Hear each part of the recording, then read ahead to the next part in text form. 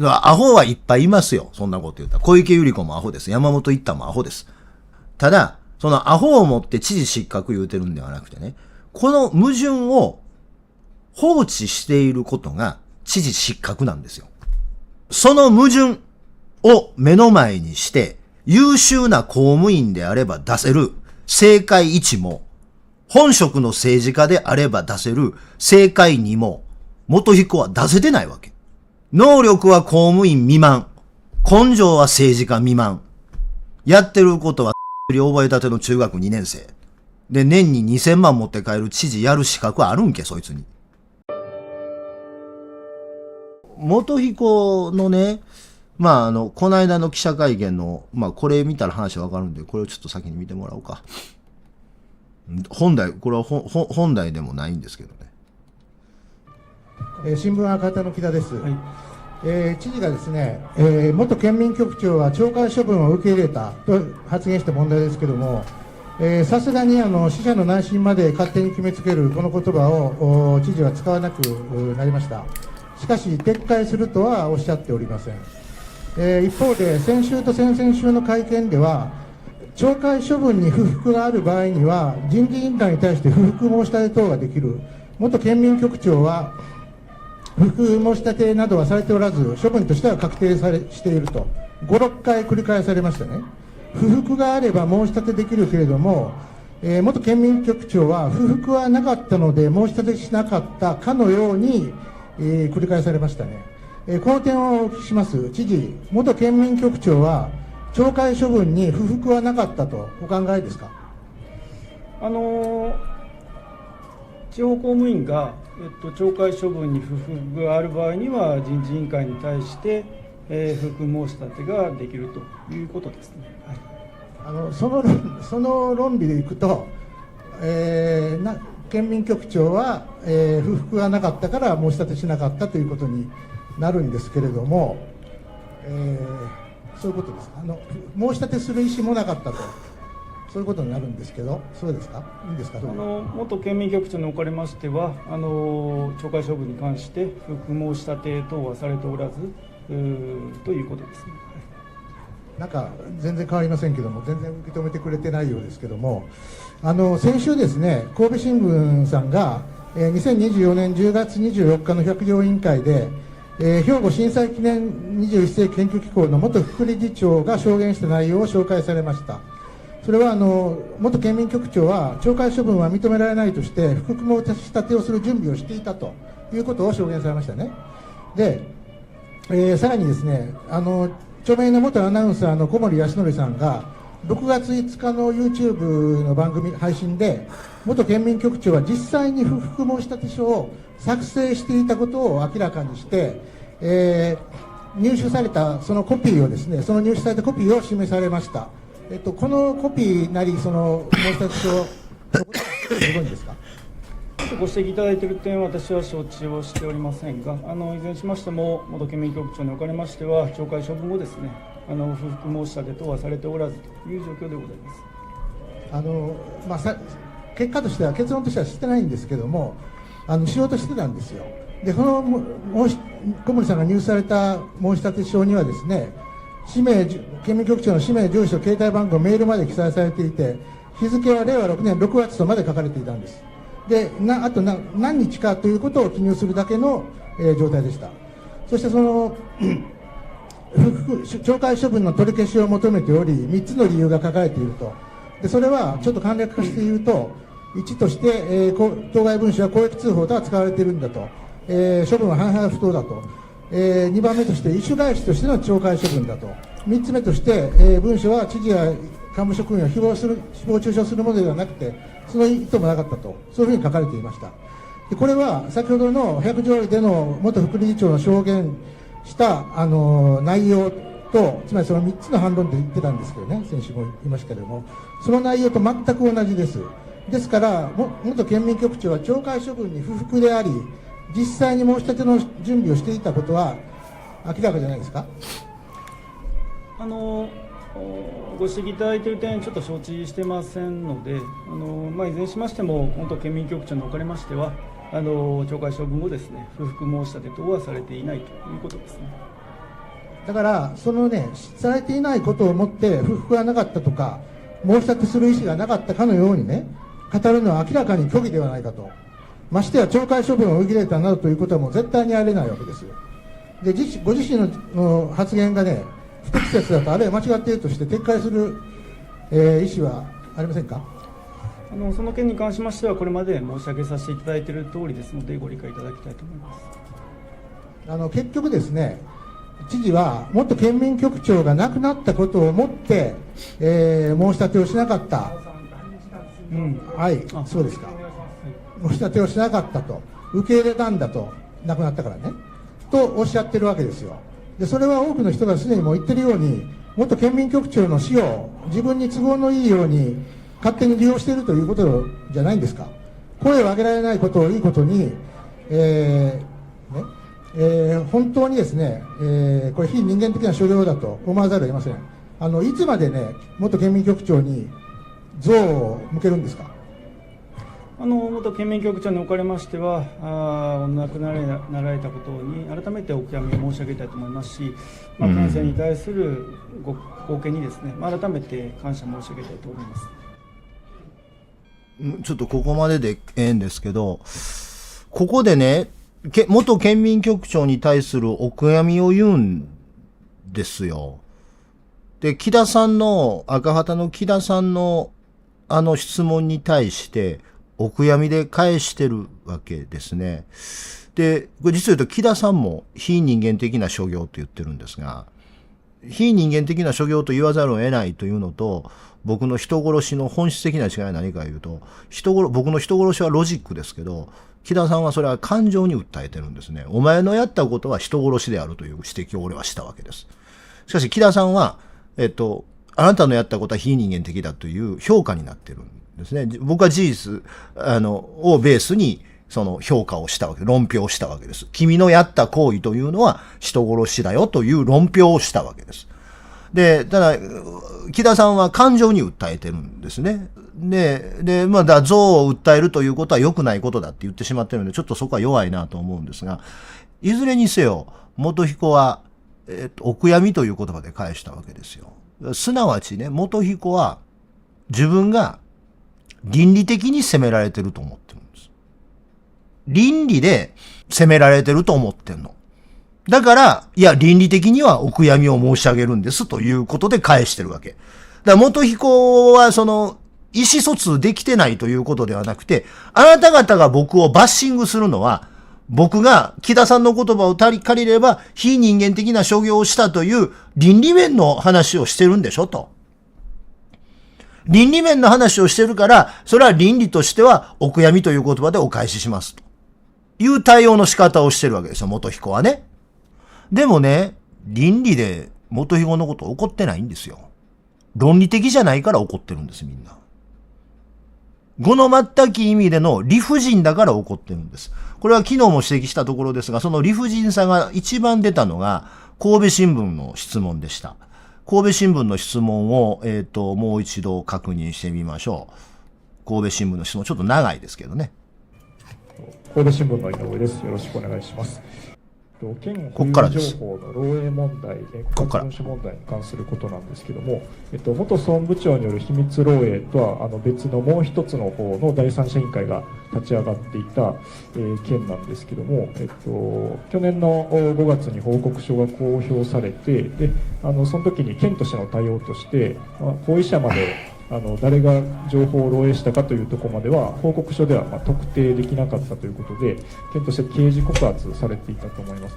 でその後、今年の3月に捜査結果が出て、で捜査結果としては不起訴処分、嫌疑不十分だったんですが、行為者自体は特定されて、で県職員であるということも含めて県に共有されているということです。でこの職員さんに関しては、その現在、懲戒処分を含めて、懲戒処分の対象として調査を県として今している段階になるんでしょうか。そのあたりは今、人事当局の方が詳細含めて対応をしているというところですね。ちょっと私、今、手元に資料等がないのでお答えできませんし、人事に関することですので、人事課にお尋ねいただければ、人事行政に関することですので、答えられる範囲でお答えさせていただけることになるかなというふうに思います。いずれにしましても、県保有情報が、外部に結果として漏れてしまったということは、管理をしっかりやって。ここです。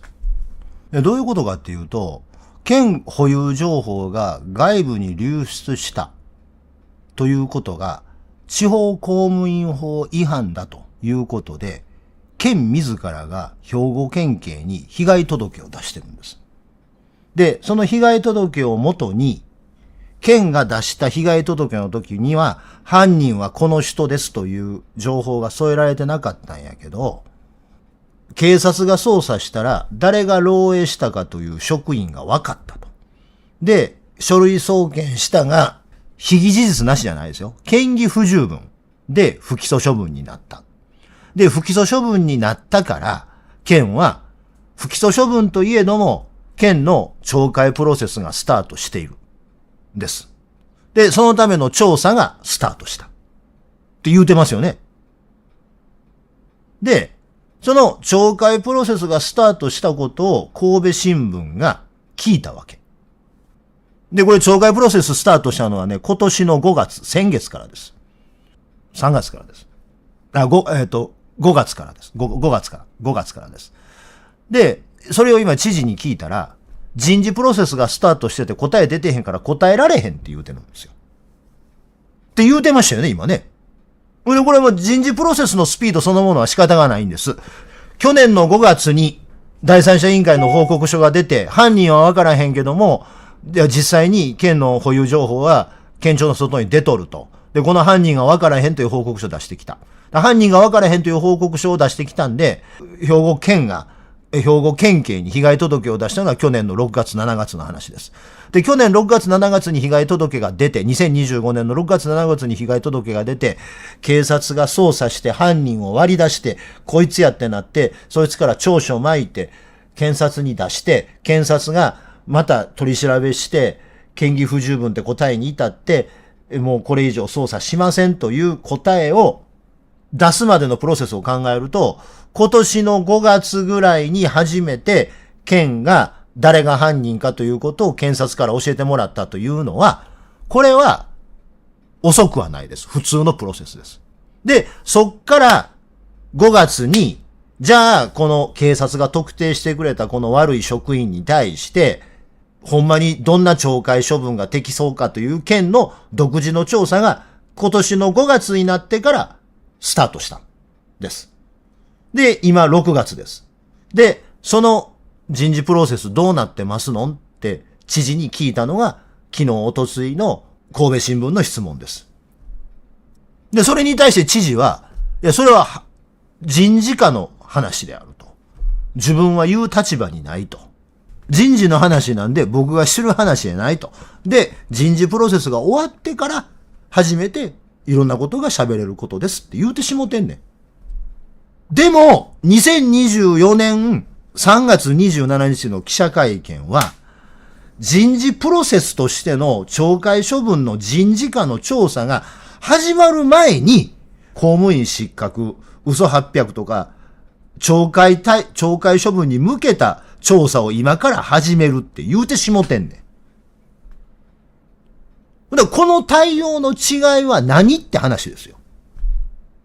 で、これは、その結果、県民局長が自殺したからお前は人間のクズや。だから謝れ言うてんちゃうねん。矛盾してるから解消せ言われてんねん。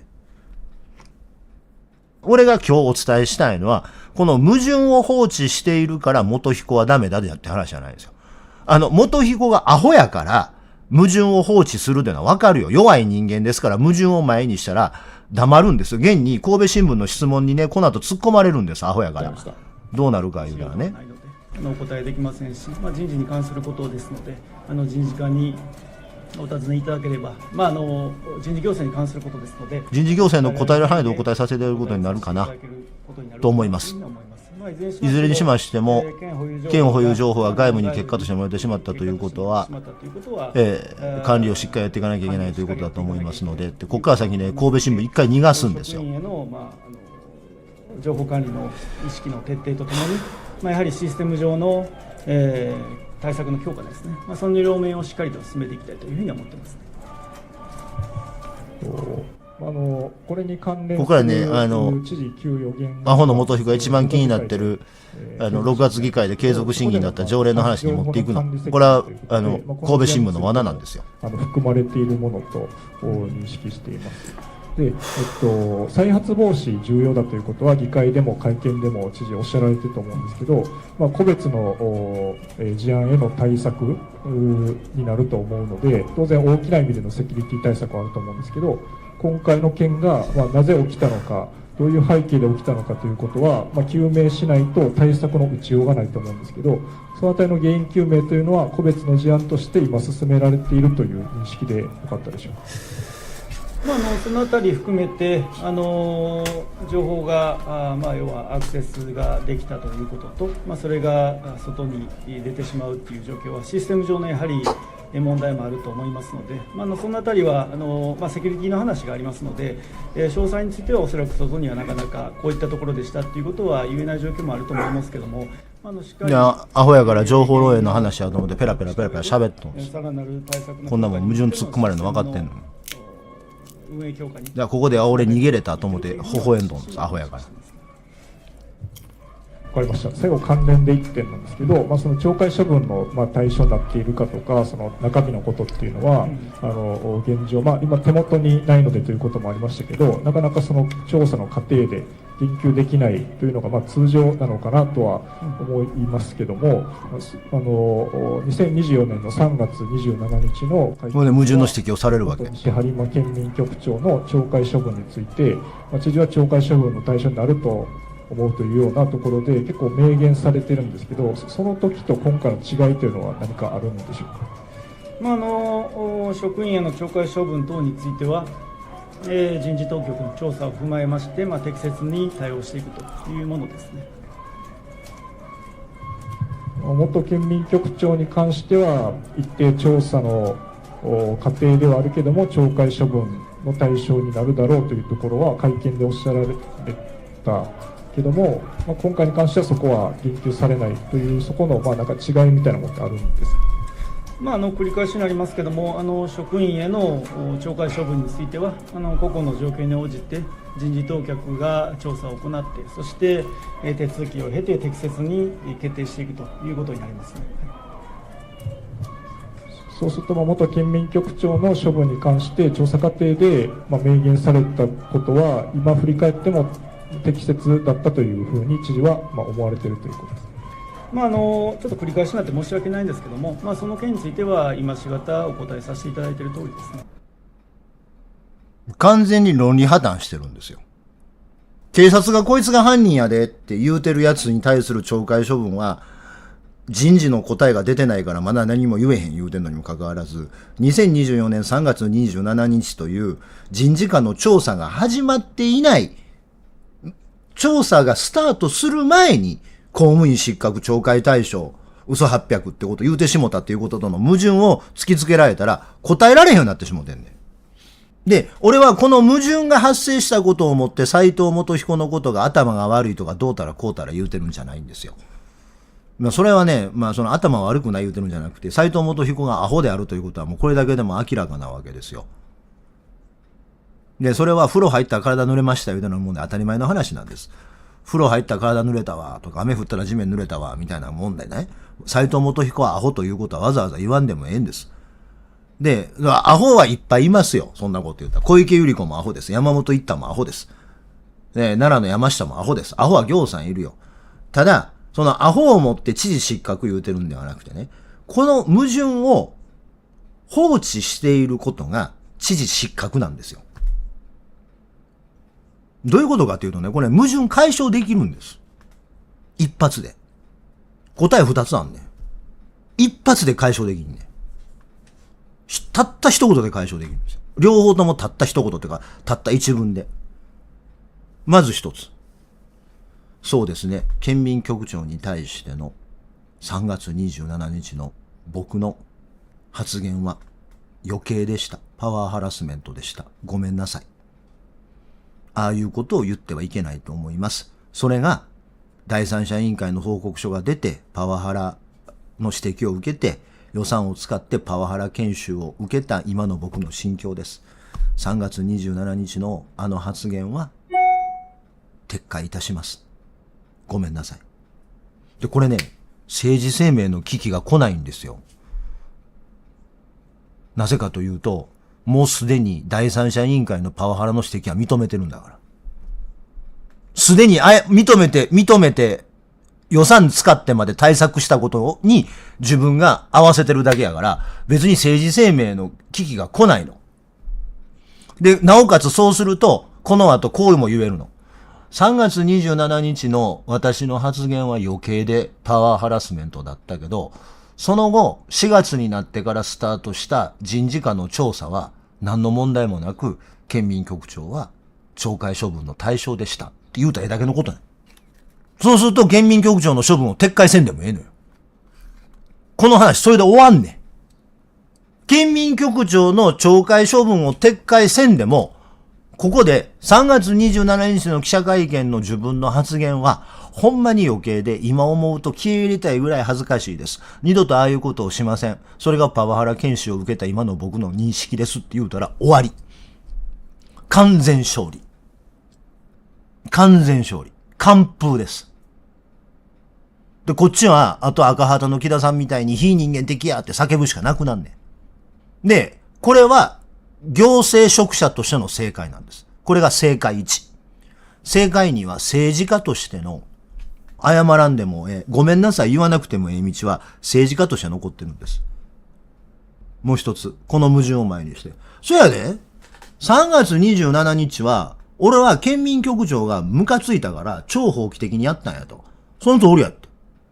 今回、その情報漏洩で懲戒処分に回っとる、ボンクラ、あれ人事課の調査が終わるまで、こっちは何もよう言わん。せやけども、3月27日は、俺が前もって言うた。それなんでか言うた。俺が県民局長ムカついて殺したろうと思ったからやんけ。それが超法規的であかん言うんやろ。そやから俺一回やめてへんけ。で、投票してもうてもっぺん勝ってるやんけ。確かに法から逸脱して通常のプロセスから逸脱したかもわからんけども、それがあかん言われて辞めさせられた俺がもっぺん選挙に通ってんねんから、何文句抜かしてんねん、俺ら。って言うたらええだけ。これが政治家。なぜ知事を選挙で選んでるかということの本質は、そういうことを知事は言うてええとしてるからです。はい。僕の行政プロセスそこで間違ってました。ごめんなさいしました。で、選挙しました。当選しました。なかったことです。それが政治家。ということはどういうことかというと、その矛盾を目の前にして、優秀な公務員であれば出せる正解1も、本職の政治家であれば出せる正解2も、元彦は出せてないわけ。公務員としても三流、政治家としても三流。ほんで、神戸新聞に矛盾突っ込まれたらお答え繰り返しになりますって言うしかない。能力は公務員未満。根性は政治家未満。やってることは千釣り覚えたての中学2年生。で、年に2000万持って帰る知事やる資格あるんけ、そいつに。矛盾が発生してるから、ダメだと言ってるんじゃないの。アホやねんから矛盾発生すんねん。その矛盾の解消を行政マンとしてもできない。政治家としてもできない。向いてないねんて。俺がパリコレに出ようとするぐらい向いてないの。それは向いてないねん。ほんまやで、俺パリコレ行ったら何これ言われ、やかましは。いや、それぐらい向いてないねんって。どっちもそうですね。僕の3月27日の発言は、通常の人事プロセスから逸脱するものでした。逸脱するものであっただけではなく、パワーハラスメントでもありました。そして、第三者委員会の報告書を真摯に受け止めた今、それはやってはいけないことだったと思っています。なので、3月27日の発言は撤回します。申し訳なかった。あれは言ってはいけないことだった。ね。今のこの懲戒事案と同じように、人事官の答えが出るまで、人事賢者である私は一言も発するべきではなかったんです。今のやり方が正解なんです。3月27日は僕が逸脱してしまいました。なのでパワハラ研修を受けました。受けた結果3月27日にやったことを反省しています。本当に申し訳なかったです。これ行政プロセスとして真っ当な行政プロセスですし、県民局長の懲戒処分は取り消してないし、あれを3号通報だと認めてもないんです。それでこの話は済むんです。これが行政マンとしての正解の処理の仕方。政治家としての正解の処理の仕方は、そやで、3月27日はおかしなこと言うてんねん、俺。で、そやからお前ら百条委員会作ったんやろ？で、そやから第三者委員会作れる。これ第三者委員会作ったんや。出た答えあった。で、俺赤なんだ。そやからお前ら俺のことを全会一致で不信任出したんやろ？で、俺クビになったやん。で、もっぺん再就職のための選挙したら有権者俺選んだやん。あの超法規的措置を有権者は OK としたの。なんか文句あんの？俺に喧嘩売るいうことは有権者に喧嘩売るっちゅうことやで。それが民主主義なんかい、おいこら。民主主義で3月27日の超法規的処置はアプルーブされてんの。ごたごた抜かすな、ほんだら。これが政治家。政治家としてここまで言えたら一流ですよ。どっちかせえ言うてんねん。で、どっちもできひんかったらお前はパリコレを目指す菅野保つぐらい無駄なことしてんねん。俺やったらどう言うか言うたらね。いや、2年前の3月27日のことがあかん言うてんねやろ？いや、それあかんかもしらんわいさ。あかんかもしらんわいさ。俺はあかんと思てへんで。俺はムカついたからあいつのことしばき倒したろうと思ってあそこで言うたんや。そのあかん言うてるお前らが百条委員会作って、で、第三者委員会作れて、俺が第三者委員会作って、出た答え出て、どうたらこうたら言うとったわけでしょ。で、その途中でお前らは共産党から自民党まで揃って俺のことクビにしたわけでしょ。全会一致で。で、その出直し選挙に勝ったん誰やねん。俺ちゃうんかい。ちゅうことはそれどういうことやねん。俺が2年前の3月27日にやったことを、2年前の11月の7日に、兵庫県の有権者の皆さんは別に構へん言うてくれはったんちゃうんけ？ほなお前そっから選挙経ってお前もう2年も経つのにその選挙の結果に文句つける言うんかいおい。兵庫県の有権者どこまで馬鹿にすんねん。お前らが先導言うてあかんあかん言うた俺に OK って出したのはお前らちゃうぞ。有権者やぞ。お前ら有権者に喧嘩売る根性あんねやったら有権者に喧嘩売ってこんかい。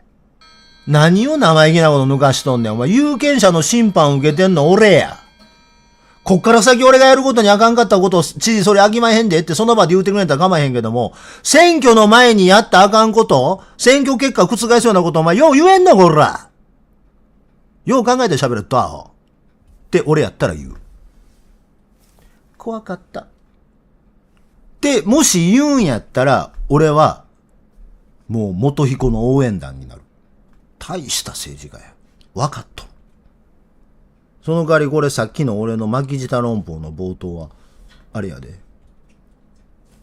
超法規的措置やったっていうことを認めるっていうことと、なぜその超法規的措置を取ったか言ったら県民局長がムカついたからってことを言語化せへんかったらあかんねんね。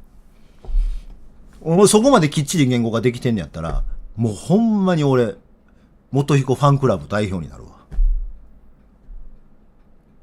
だから、その頭が悪い人ですから、斉藤元彦は、言うてることと言うてることが矛盾するってことは発生するわけ。で、それは、アホでなくても発生するのよ、人間である以上ね。賢い人間でも矛盾するときはあります。